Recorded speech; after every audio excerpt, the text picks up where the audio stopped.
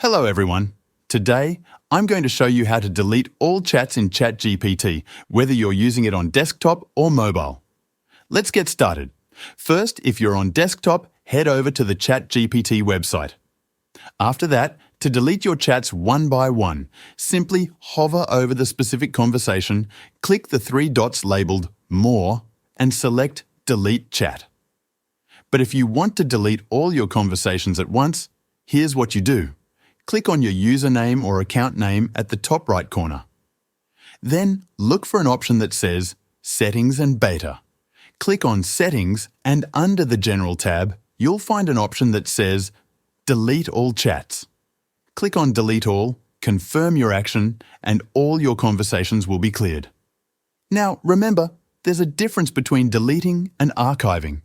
Archiving allows you to retrieve chats later, but once you delete them, they're gone for good. Keep that in mind. If you're on mobile, the process is similar. Open ChatGPT in your mobile browser, follow these steps, and you'll be able to delete all your chats just as easily. That wraps up this tutorial. Thanks for watching, and I'll see you next time.